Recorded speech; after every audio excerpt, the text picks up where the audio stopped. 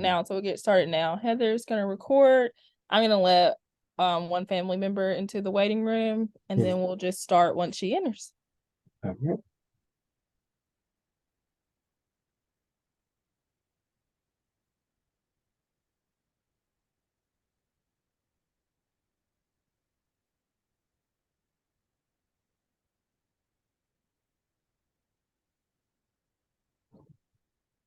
All right. Hello, everyone. And thank you so much for joining us on our last Tiger Talk of the semester.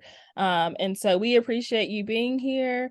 We have a awesome presentation for you today, as well as question and answer segment on managing stress during finals. And so I am going to let our special guest introduce himself and tell him more about his office.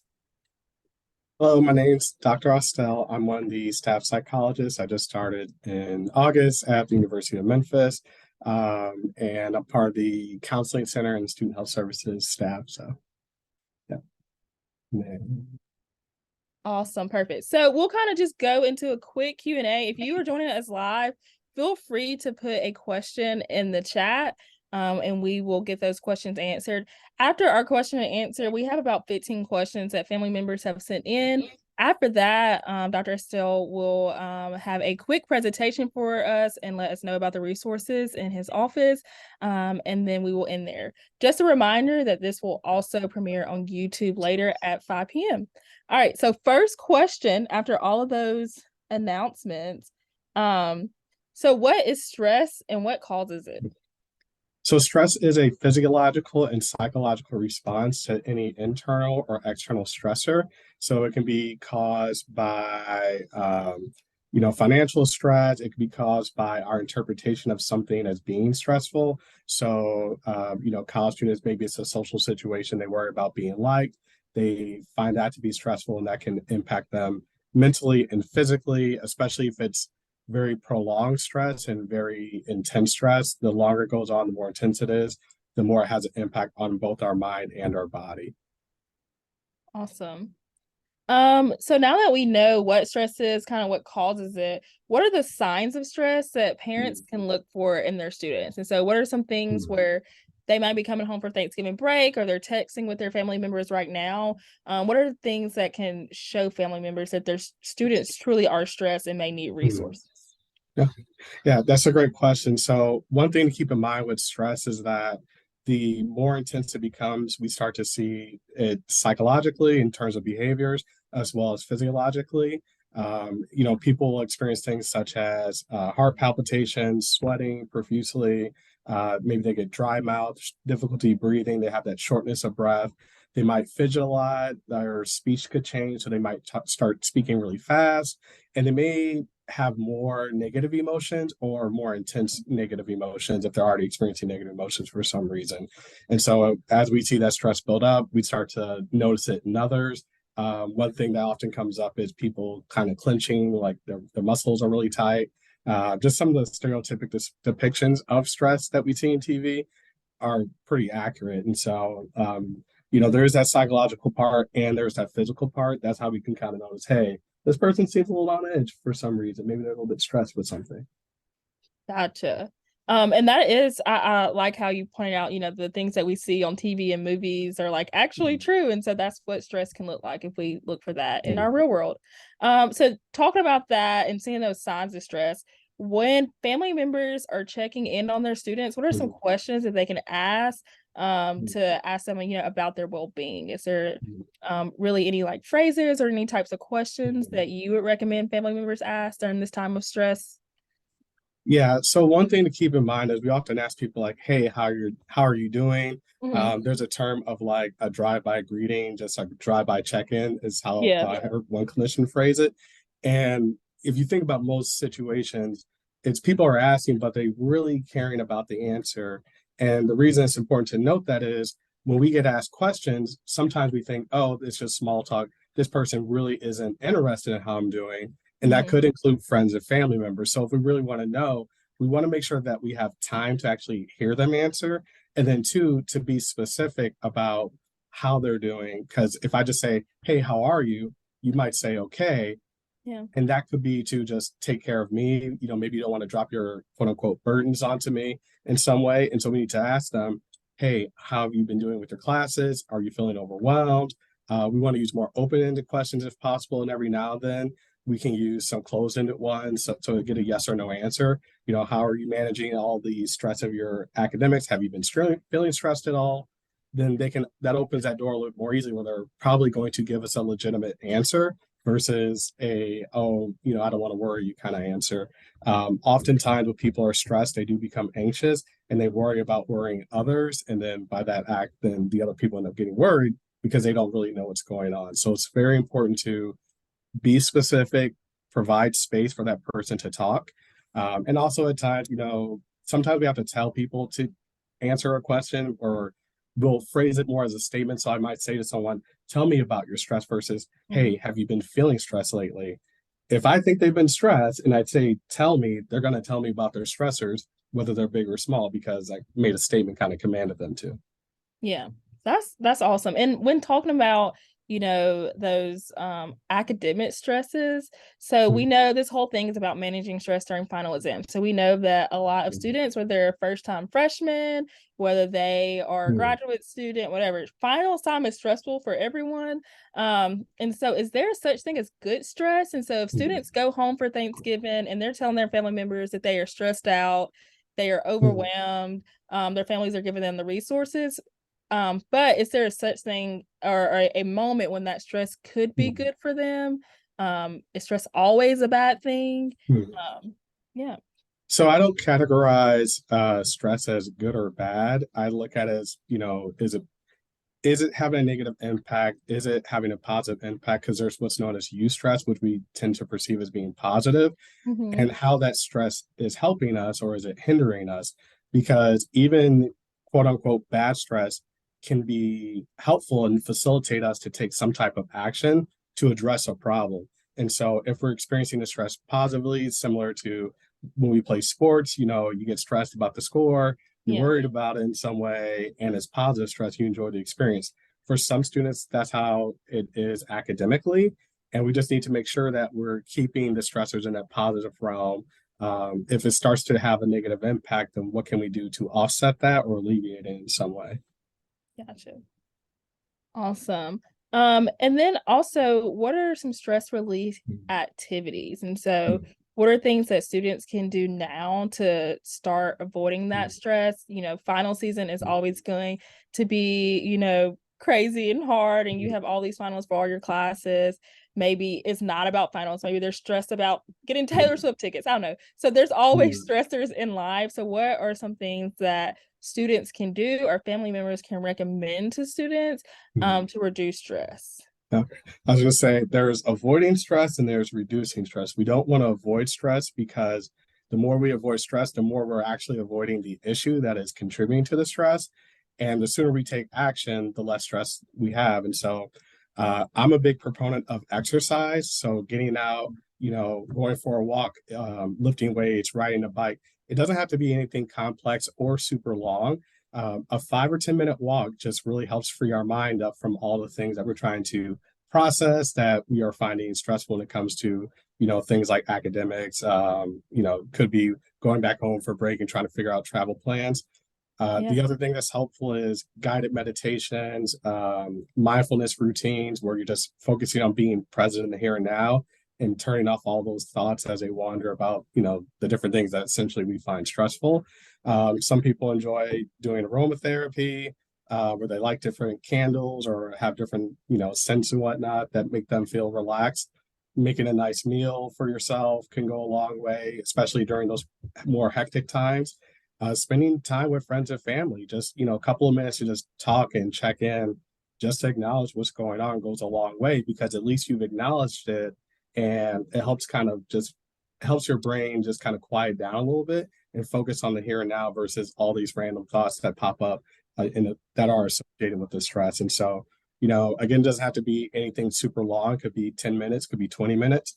A big thing though is to schedule your self-care time because oftentimes we want to do something, but we don't plan it out. And it's like, well, I should be studying right now.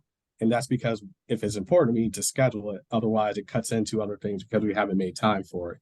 And again, a couple of times a week, breathing exercises you can do for 1 or 2 minutes a couple of times a day. It doesn't have to be every single day. It just needs to be often enough to be effective.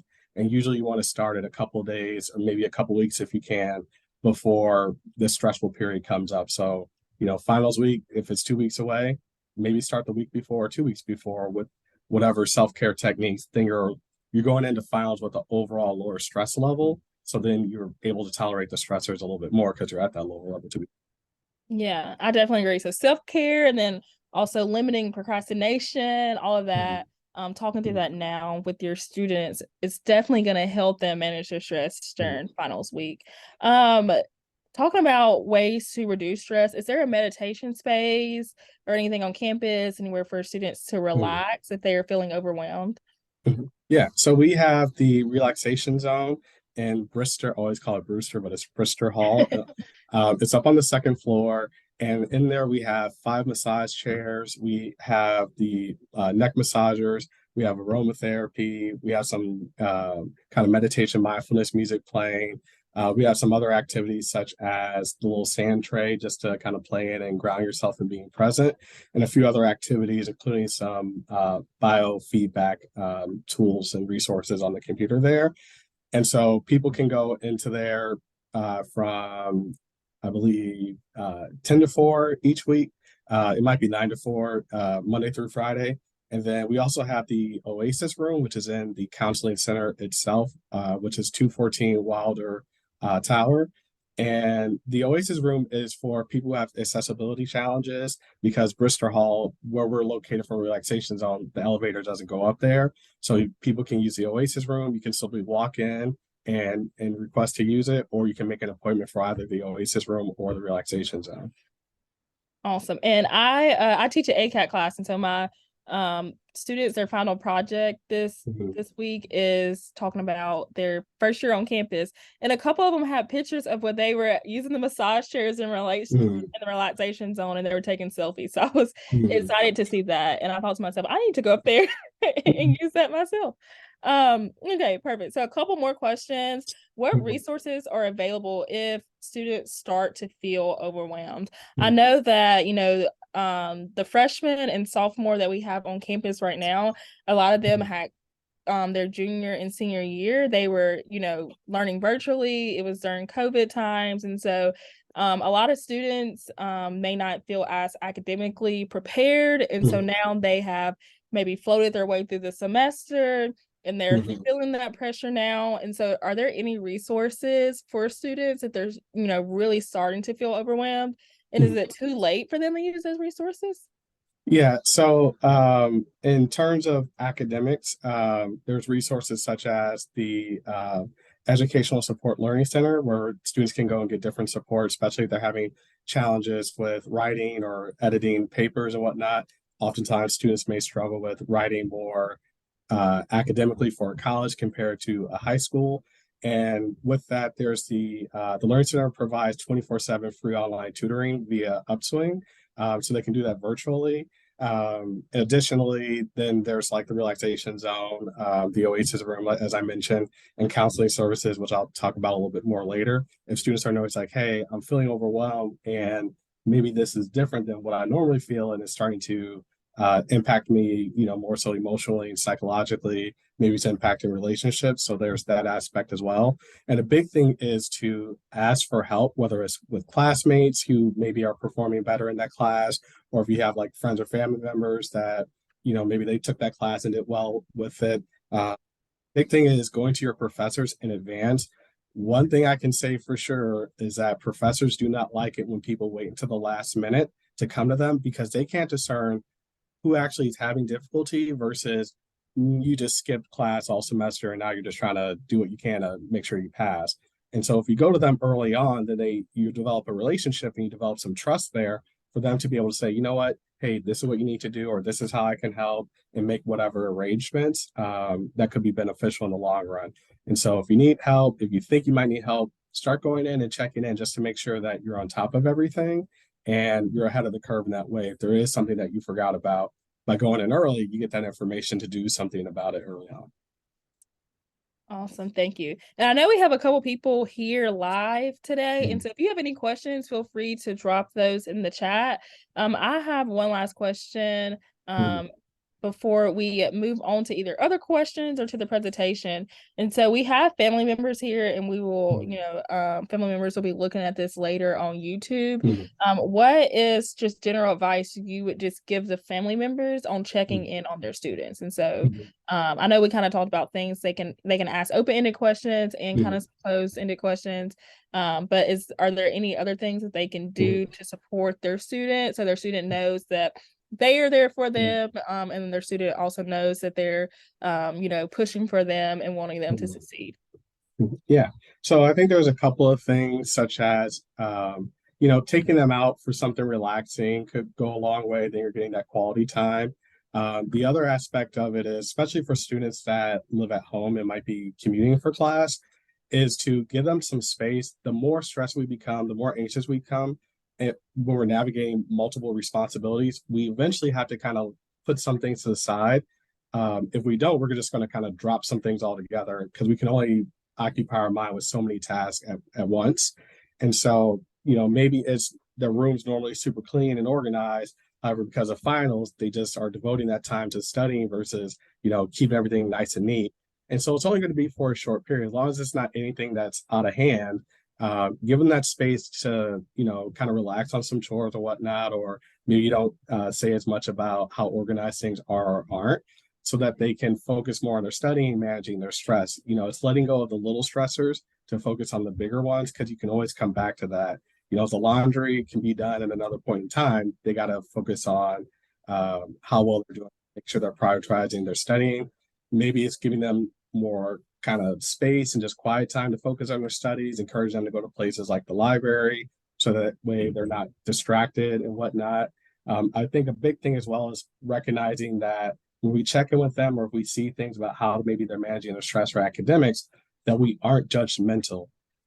Being judgmental is fundamentally different than a judgment. By definition, being judgmental is when we have a tendency to make a quick or excessively critical judgment, especially moral ones or value-related ones.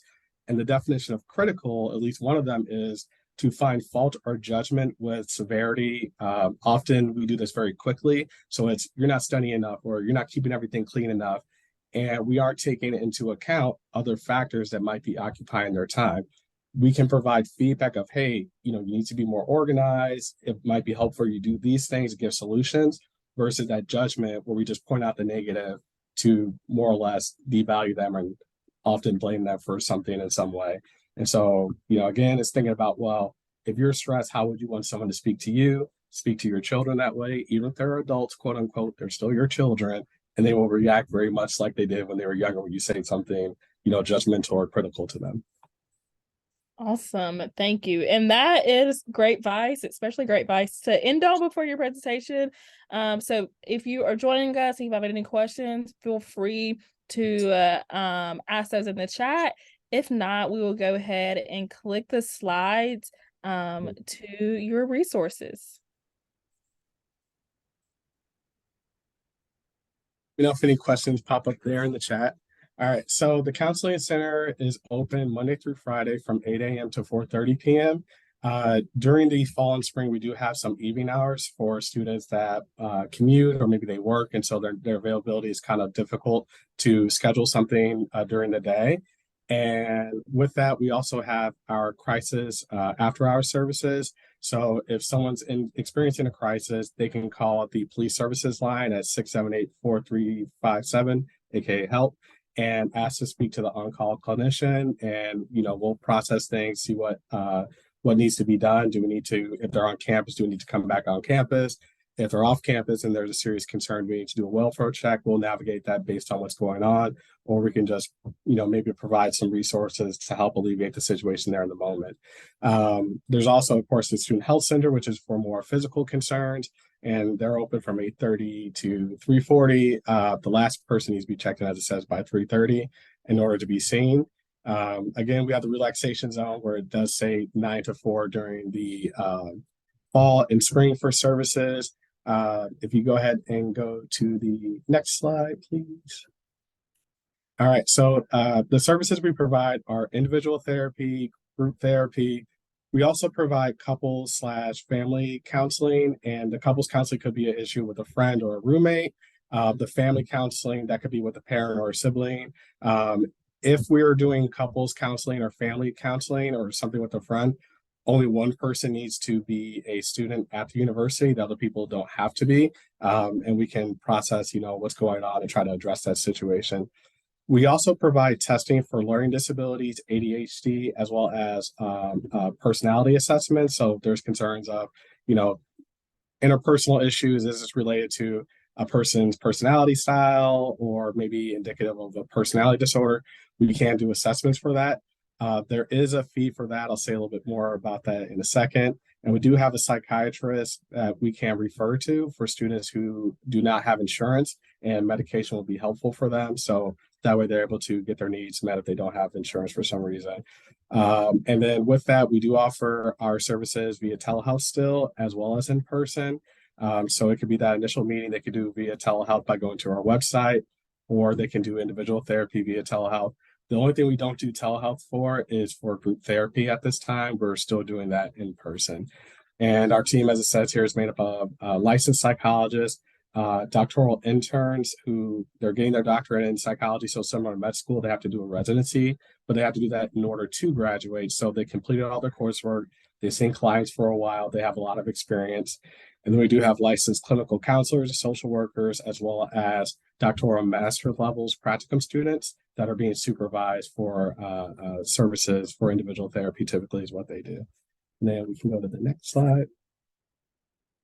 All right, so in order to be eligible for services, an individual needs to be enrolled in at least 6 credits for the semester. As we were coming to the end of this one, a person needs to be enrolled for 6 credits for next semester if they want to use services going forward. So the way it works for individual therapy is that individuals get 6 sessions per semester, and each year that resets. So you get 12 basically for an academic year. For the winter and summer, there is no session limit just because we have a lower amount of people coming in for services. So they could be seen on a weekly basis during that time. In the summer, you do need to be enrolled in at least 1 credit. Again, if you start to be seen over winter break, as long as you're registered for the spring, you're good to go. For group therapy, there is no session limit. A person can do, as many sessions for however long that group is running for, and then they can come back for the next semester to continue in that group. Because so the way it works for the 6 credits we really have that is that covers tuition and fees for our services. So there's no paying out of pocket or no taking insurance for our individual or group therapy. Now, for the assessments, there is a fee, and that's just to cover the cost of the protocols and the scoring resources that we use. And the fee for that varies between $75 to $375, I believe, depending on what a person's getting assessed for. Some people might get assessed for multiple things.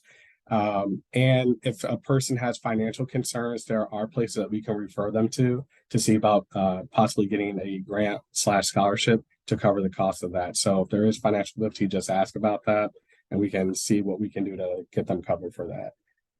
Faculty and staff, there's anybody in here that's faculty and staff, they're not eligible for services. They have to use EAP services. Our services are only for students, graduate students and undergraduate students. Slide, please. There we go. All right, to get set up, all a person needs to do is either walk in or go to our website and do what's called a triage appointment. They'll fill out some paperwork, and then they'll meet with the clinician for about 15 minutes to get an idea of what's going on, what will be the best services for them. And then we go ahead and make that referral from that point in time, whether it's individual therapy or group therapy or both. A person can do individual therapy and group simultaneously. What you cannot do is individual therapy here and somewhere else because of how most of the licensing laws work. You can't be in dual services unless there's a very specific reason as to why. And that's because we don't want to replicate services that can cause a lot of difficulty with committing to the therapeutic process, let alone taking any action. And so from there, that 15-minute, like I said, we get people set up. We don't have a wait list really right now. It's a little bit of a wait, but there's not necessarily a wait list to be seen. I think it's a couple of weeks at this current time. But yeah, all you have to do is just walk in between 10 to 3 or go online from 10 to 3 to get set up for the initial process. So slide. All right. We have a lot of different social media platforms. We have a TikTok. Apparently, we have a podcast, including Instagram and Twitter. So on there are different wellness resource centers, resource information, I should say, for people to access to use as self-care tools. So we'll have things on guided meditation, mindfulness, stress reduction and whatnot, as well as just psychoeducational information on like depression, anxiety, and other things for people to be aware of. Unfortunately, with social media, there's a lot of information that's gotten out there about mental health, which is helpful. And there's a lot of incorrect information out there. And so people want more accurate information. Our resources online are a good way to go. And our website also has wellness resource information available as well, such as mindfulness and whatnot. Awesome. Thank you for that information. I think we had a question in a chat from a family member.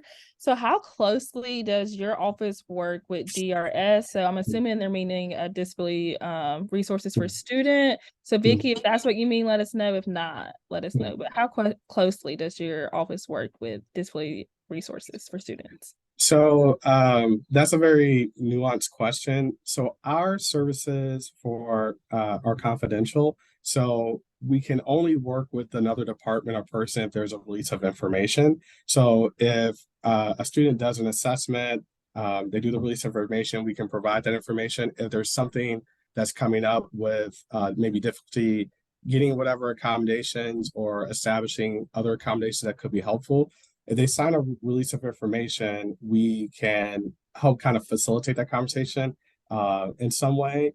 So it just kind of depends on the person if there's a release of information to do so. The disability services falls under FERPA. We fall under HIPAA. I think part of disability service may fall under HIPAA as well. But as providers, we fall under HIPAA just like it would be if you saw a therapist out in the community on your own. We can't even acknowledge whether or not we know a person to friends, family, staff, or other departments, but unless there's a release of information to do so. And so, we kind of just facilitate the need. If we're seeing something that could be helpful, then we'll get that release information to talk to those departments. Oftentimes, we usually talk to clients about how they can advocate for themselves with those other departments. And if the release is needed, we'll do so in order to help that client on their behalf. Awesome. And that's great to know too, still on campus, that your students can know that like we value their confidentiality and want them to come to us and use their services on campus. Perfect. Well, Dr. Austell, I want to say thank you so much for joining us today and speaking with families.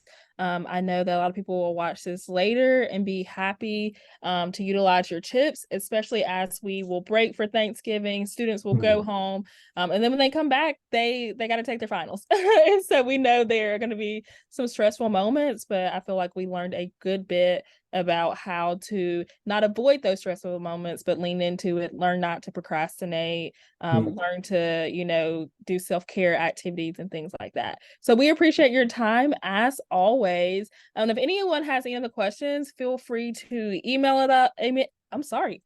us. And we will be happy to answer your questions. Again, this premieres on YouTube tonight at 5 p.m. And so if you're on YouTube, feel free to put questions in the chat as well, and we will answer those. So thank you so much, everyone, for joining. And let us know if you need anything. Bye.